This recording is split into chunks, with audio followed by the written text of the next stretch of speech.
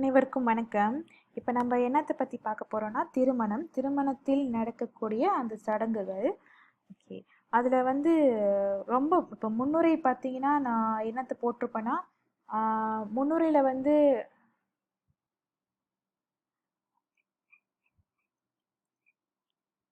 அனைவருக்கும் வணக்கம்.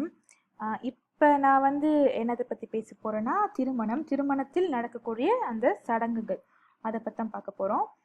பெரும்பாலும் நம்ம நாட்டில் மலேசியாவில் வந்து தமிழர்கள் வந்து இன்றும் சடங்குகள் திருமணத்தில் உண்மையிலே நடக்கக்கூடிய அந்த சடங்குகள் வந்து இன்னமும் பின்பற்றி தான் இருக்கிறாங்க. அதன்படி தான் வந்து திருமணமே அவங்க செய்து கொள்கிறார்கள். அதில் முதல்ல பார்த்தீங்கன்னா திருமணம் பண்ணுறதுக்கு முன்னாடி திருமணம் பொருத்தம் பார்க்கறது, அதாவது ஜாதகம் பார்க்கறது. பொண்ணு ஆணோட அந்த ஜாதகம் வந்து இல்லற வாழ்க்கைக்கு ஏதாச்சும் எல்லாருமே பொருந்தி இருக்கா, பொருத்தமாக இருக்குமா, அந்த திருமணம் வந்து நல்லா இருக்குமா, நல்ல ஒரு வரவை தருமா அப்படின்னு அந்த பொருத்தங்கள்லாம் பார்க்குறதுக்கு திருமணம் பொருத்தம் ஜாதகத்தை பார்ப்பாங்க. அதுதான் நான் சொல்ல வரேன். அடுத்தது வந்து அடுத்த சடங்கு என்னன்னா பெண் பார்க்கும் படலம். இது வந்து நார்மலாகவே வந்து ஆண் வீட்டார்கள் வந்து பெண்ணை வந்து பார்க்குற ஒரு சடங்கு. பெண் பார்க்கறது சொல்லுவாங்களே, பெண் பார்த்து முடிக்கிறது சொல்லுவாங்க. ஸோ அது வந்து ஆண் வீட்டார்கள் தான் வந்து பெண்ணை பார்ப்பாங்க. அதுக்கப்புறம் வந்து நிச்சயதார்த்தம் நடக்கும். திருமணத்துக்கு முன்னாடி ஒரு முக்கிய ஒரு சடங்குனா இந்த ஒரு சடங்கு நிச்சயதார்த்தம்னு சொல்லணும். இந்த நிச்சயதார்த்தம் வந்து இரு வீட்டார்களுடைய பெற்றோர்கள், பெரியவர்கள், சொந்த பந்தங்கள் எல்லாரும் சேர்ந்து தட்டு வந்து தாம்பூல தட்டுங்களை வந்து மாற்றி கொள்ளுவாங்க. அந்த தாம்பூல தட்டில் என்னென்ன இருக்குன்னா மங்களகரமான விஷயங்கள், அதாவது வெத்தலை பார்க்கு, அப்புறம் அந்த குங்குமம், மஞ்சள், சாரி, பெண்ணுக்கு தேவையான சாரி அதெல்லாமே இருக்கும்.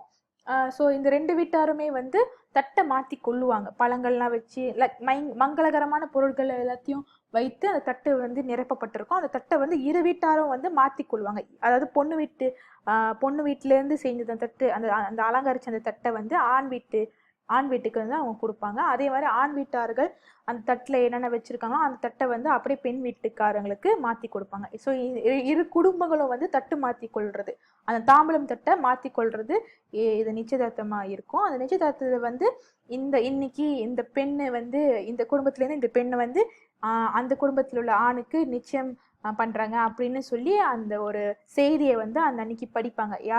யார் வச்சு படிப்பாங்கன்னா கோயில் குருக்கள், அப்புறம் அந்த ஐயர்லாம் வச்சு படிப்பாங்க. அந்த ஐயர் படிப்பாங்க, இன்னைக்கு இந்த மாதிரி இவங்க குடும்பத்துக்கு வந்து நிச்சயதார்த்தம், இந்த பொண்ணை வந்து கொடுக்குறாங்க, நிச்சயதார்த்தம் நடக்குதுன்னு சொல்லி அந்த அன்றைக்குள்ள நிச்சயதார்த்த செய்தியை வந்து கடைசியாக வாசிப்பாங்க. அதுக்கப்புறம் வந்து காப்பு கட்டுதல் நடக்கும். இது காப்பு கட்டுதல் வந்து எதுக்குன்னா திருமணத்துக்கு வரைக்கும் ஏதாச்சும் ஒரு அசம்பாவிதம் நடக்கக்கூடாமல் இருக்கிறதுக்காக, தீய விஷயங்கள் வந்து பிடிச்சிருக்கக்கூடாததுக்காக இந்த காப்பு கட்டுவாங்க. திருமணம் அந்த இடைப்பட்ட காலத்தில், நிச்சயதார்த்தம் முடிஞ்சோன்னே திருமணம் வரைக்கும் உள்ள இடைப்பட்ட காலத்தில் எதுவுமே நடக்கக்கூடாமல் இருக்கிறதுக்காக. அடுத்தது பார்த்தீங்கன்னா மணப்பெண்ணை அழைத்தல். திருமணம் அப்போ வந்து மணப்பெண்ணை அழைச்சி அதே மாதிரி மாப்பிள்ளையும் அழைச்சி பூஜை செய்வாங்க. அதுக்கப்புறம் வந்து கன்னிகாதானம் வந்து இது வந்து பெற்றோர்கள் வந்து தாரை வார்த்து கொடுக்குற ஒரு சடங்கு. அதாவது பெண் வீட்டார்கள் இருக்காங்களா, பிறந்த வீட்டிலேருந்து புகுத வீட்டுக்கு வந்து அந்த பெண்ணை கொடுக்குறப்ப இந்த கன்னிகாதானம் செய்வாங்க. இதுதான் அந்த கன்னிகாதானம், அதாவது தாரை வார்த்து கொடுக்கறது தான் கன்னிகாதானம். அந்த பெண்ணை வந்து தாரை வார்த்து கொடுத்தல். அதுக்கப்புறம் திருமணம் பண்ணுறப்ப எல்லாருக்குமே தெரியும் தாலி கட்டுதல். தாலி வந்து மஞ்சள் வாசம், மஞ்சள் நிறத்துல வந்து அந்த தாலி இருக்கும், சரியா? அது வந்து அந்த தாலி கட்டுவாங்க. அதுக்கப்புறம் மாலை மாற்றுறது. தாலி கட்டி முடிச்சிட்டோன்னே இப்போ பெண்ணு போட்டிருக்கிற அந்த ஒரிஜினலாகவே இந்த பெண் போட்டிருக்கிற அந்த மாலை இருக்குல்ல, அதை வந்து இவங்க வந்து மாற்றி மாப்பிள்ளைக்கு போட்டுருவாங்க. மாப்பிள்ளையோட மாலை வந்து பெண்ணுக்கு வந்து மாப்பிள்ளை போட்டு விடுவார். ஸோ 2 பேருமே வந்து மாலை மாற்றி கொள்ளுவாங்க. இதுவும் ஒரு சடங்கு தான். அதுக்கப்புறம் பால் படம் அவருக்கு கொடுக்கப்படும். அதாவது தம்பதிகளுக்கு வந்து பால் பழம் வந்து இனிப்பு வகை வந்து கொடுக்கப்படும். அதுக்கப்புறம் கோதரிசனம், பசு இருக்கு இல்லையா, அதோட தரிசனம் வந்து அதோட ஆசீர்வாதம் பெறத்துக்கு வந்து அந்த ஒரு சடங்கு வரும், அதை வந்து வணங்குவாங்க. அதுக்கப்புறம் கைப்பிடித்தல், அதாவது அக்னியை சுற்றி வர்றப்ப அந்த கைப்பிடித்தல் அந்த சடங்கும் வந்து நடக்கும். அதாவது தாலி கட்டியெல்லாம் முடிச்சிட்டோன்னே அந்த அக்னியை 3 முறை சுத்துறப்ப கையை பிடிச்சி தான் நடக்கணும்.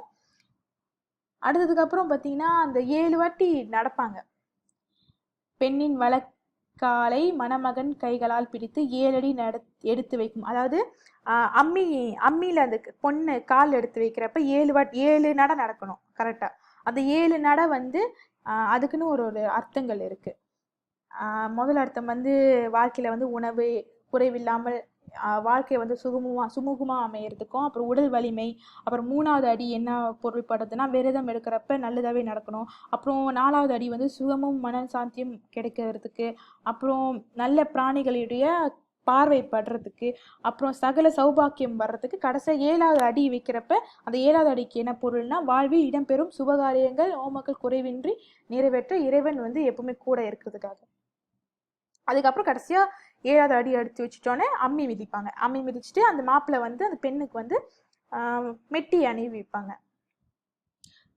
அதுக்கப்புறம் அந்த கனியாளி எடுத்தல், அதாவது அந்த ஒரு ஒரு ஒரு பண்டத்துல வந்து ஒரு பாத்திரத்துல வந்து மஞ்சள் தண்ணி வந்து நிரப்பி அதுக்குள்ள வந்து அந்த ஒரு மாதிரி மோதிர மாதிரி இருக்கும், அது வந்து போட்டுருவாங்க. அதை நம்ம வந்து பெண்ணும் ஆணும் வந்து கையை விட்டு அந்த இதை எடுக்கணும், அந்த கனியாழியை எடுக்கணும். அப்புறம் வந்து அருந்தி பார்த்தல், அதுக்கப்புறம் வந்து பொறியிடல்னா என்னன்னா நெற்பொறியை வந்து அந்த குருக்கள் வந்து சொல்லுவாங்க இந்த குண்டத்துல போடணும் அப்படின்னு. ஸோ அந்த குருக்கள் சொல்றப்ப மந்திரம் முடிச்சதுக்கு அப்புறம் அந்த பொறியிடல் வந்து அந்த குண்டத்துல போடணும். அதுக்கப்புறம் ஆசீர்வாதம் கல்லாம் முடிச்சிட்டதுக்கு அப்புறம் பெற்றோர்கள் காலில் விழுந்து ஆசீர்வாதம் வாங்கணும், பெரியவங்க காலில் விழுந்து ஆசீர்வாதம் வாங்குறது. அப்புறம் அச்சதை போறதும் ஒரு சடங்கு தான்.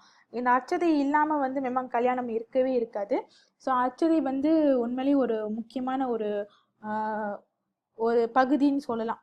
அதுக்கப்புறம் வந்து ஆரத்தி எடுப்பாங்க. ஆரத்தினா பெண்ணும் ஆணுக்கும் எந்த ஒரு கண்ணும் பற்றக்கூடாது சொல்லி ஆரத்தி எடுப்பாங்க. இந்த மாதிரி மலேசியாவில் வந்து இன்னமும் இந்த சடங்குகள் எல்லாத்தையும் அவங்க வந்து பின்பற்றி தான் திருமணம் செய்கிறாங்க. இதுல வந்து சில குழு பார்த்தீங்கன்னா சுயமரியாதை திருமணமும் செஞ்சுக்கிறாங்க. அப்புறம் வந்து இந்த பதிவு திருமணம் இருக்கு, ரிஜிஸ்டர் ஆஃப் மேரேஜ் இருக்கு, அது வந்து அவங்க செஞ்சுட்டு அதோட முடிஞ்சிருச்சு. அவங்க வந்து இது சடங்குலாம் பின்பற்றி செய்ய மாட்டாங்க. அவங்க ஜஸ்ட் அந்த ரிஜிஸ்டர் மேரேஜ் பண்ணிக்கிட்டு ஒரு நவீன வாழ்க்கையிலே வாழ்ந்துருவாங்க. அந்த மாதிரி சிலர் இருக்காங்க. ஆனால் பெரும்பாலும் பார்த்தீங்கன்னா தமிழர் இந்த முறைப்படி இந்த எல்லா சடங்குகளையும் பின்பற்றியும் கல்யாணம் பண்றவங்க இருக்கிறாங்க.